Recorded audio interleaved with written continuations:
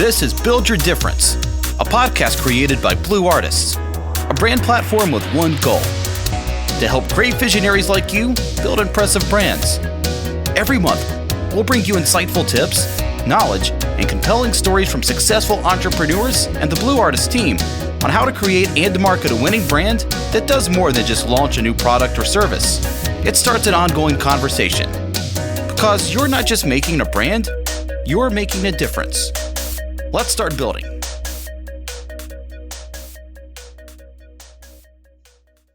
I don't know if you remember this. Was it a year ago, 2 years ago, that Upwork finally became a publicly traded company? Right? Now, two things there. I was concerned that there were going to be changes coming right after that. Not necessarily good changes. And I'm wondering if that switch to having to pay for your connects was a result of that going public. I could be wrong, but I'm just curious. All those changes, which I see as sort of negatives, may not be huge negatives, small negatives, but to me they were negatives because that was one of the selling points. You could have a free account, and other than them taking that commission out, there were no other fees you had to deal with, at least from a freelancer point, and I'm guessing from a client point as well. And so that was, I think, a negative hit for everybody on the site, freelancers especially. I have a personal thing with Upwork because when they launched that going public campaign, it was all in Times Square. I don't know if you were aware of this. They had all the screens in Times Square had images of hundreds of freelancers. They had selected top performing freelancers to ask permission of them to be used in this promotional that was running in Times Square on the day they went public. And I got an email asking if I'd be willing to have my profile included. I said, sure, right?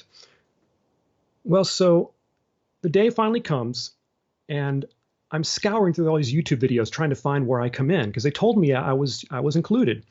Well, I find the video finally. There's my image. Yay, I'm famous now. Okay. But underneath they gave me the wrong title. Instead of listing me as in something involved with audio production, they listed me down as translation. What? So, yeah. So, okay, so you get notoriety, but now you get notoriety for the wrong thing? Yes. Oh my goodness. Yeah. Okay, fair enough. At that point, because I had just joined, back when I just joined, I started off, with audio, and because I had language background, I thought, well, if the audio didn't work out, let me just see what's available with translation work.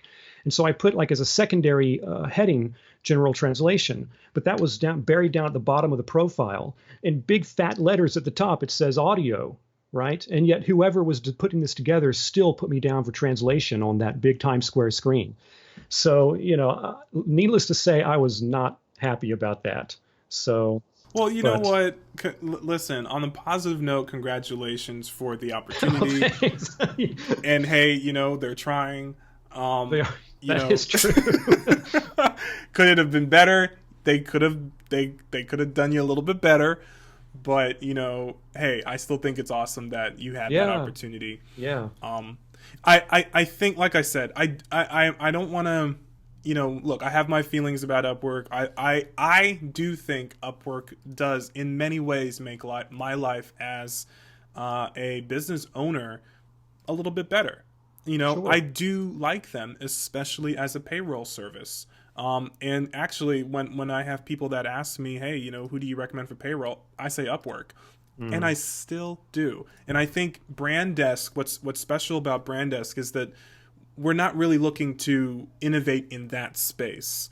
Branddesk is not, look, it is whatever people will say it is once it's launched. But right now, it's being incubated, so I have a thing or two I have to say about it. And I don't really see it as a competitor to any kind of a payroll service. Rather, to me, Branddesk is one thing we throw around in the office sort of colloquially is it's a collaboration platform. That's kind of how we view it. I mean, our slogan or our mantra with Branddesk is build together, build together. And so that's how I see it. I see it as a better way for clients and artists to collaborate. Two people that really have no idea who they are and are both taking a pretty significant risk in working with each other online. I think Branddesk provides the right set of tools and the right sort of formula that to kind of bring these two really, high risk takers together, to do something really special, to create something really special that reduces the risk on both their sides. For example, for a client, Branddesk reduces the risk by reducing the cost. I mean, that is one major way that Branddesk reduces the client's risk, by reducing the cost. But also by ensuring that the client is very, very well supported in terms of how they engage in the process of building, making sure that the client has appropriate support by way of a producer, and also by way of a guide. And then also ensuring that the artist isn't sort of left with the burden of not just providing what they're actually good at, which is their skill, but also needing to be a customer service agent and an accountant and a troubleshooter and all these other things that artists, service providers have to do, that really isn't what they're trained to do. It's not really their cup of tea. Not to say that we want to provide an environment where artists don't have to worry about customer service, because they definitely do want to provide a professional environment. But what's nice about Branddesk is that we have the guide and the producer role, which really kind of deal with that, so that the artist can really just focus on what they're doing, get it done, move on to the next thing, and not have to worry about dealing with, or even one of the look, what I used to do a lot of video editing a while back, and one of the most challenging things for me as a video editor was interpreting a client's feedback and implementing it.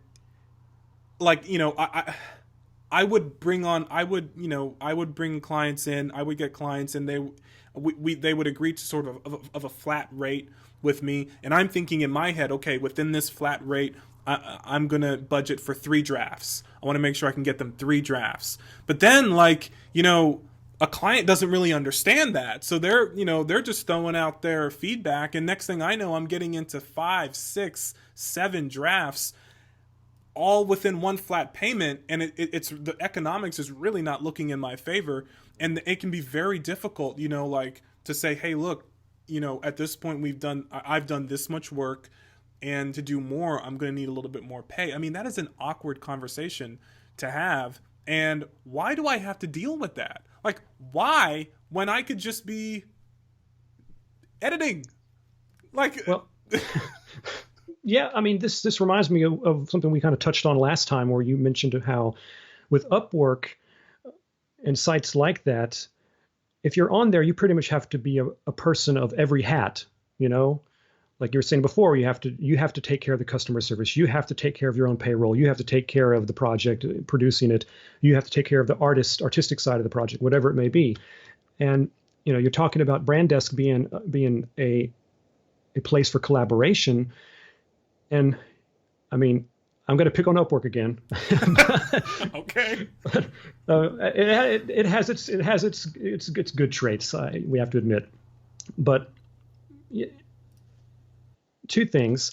One is, I don't know if you're aware, but on Upwork, they do have this video conferencing tool, which oddly enough, I think I've been on that site for 3 to 4 years now, and never once has any client or other freelancer that I've interacted with wanted to use that conferencing tool that they have available, right? If I have someone who wants to do a video discussion or a phone discussion, it's always, calling on my work number, or they call like this on Skype. So they have tools there to facilitate, I guess, collaboration, but at least in the vein that I work in, nobody has ever taken advantage of those. I think I mentioned it once to a client way back when, and they just, let's just do Skype, And the other thing is, in terms of, again, of collaboration, I don't see much of that in terms of a team focus between the client and the freelancer, sure.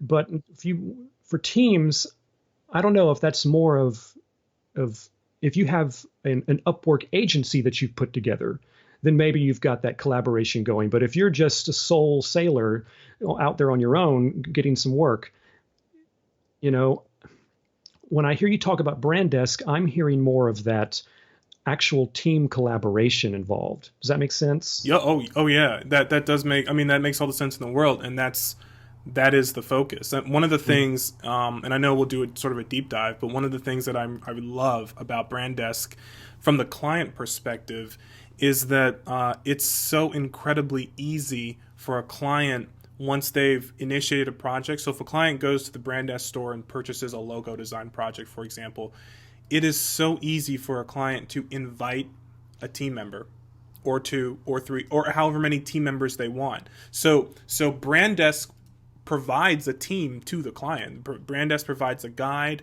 a producer, and the artist, or multiple artists depending on the project. And I know we'll sort of dive into each one of those roles so that everybody has a better idea of what exactly is a guide and what exactly is a producer and an artist.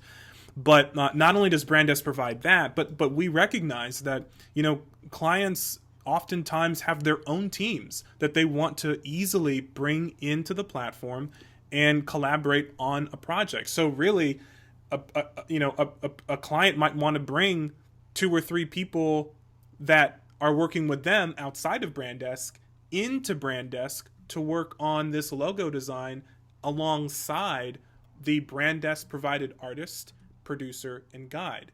And Branddesk facilitates this in a really easy way. And I think what's so cool. Thanks for listening to this episode of Build Your Difference.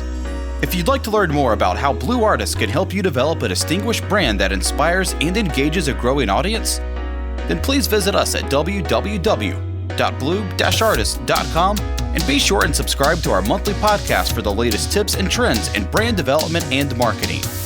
And remember, you're not just making a brand, you're making a difference. Start building yours today.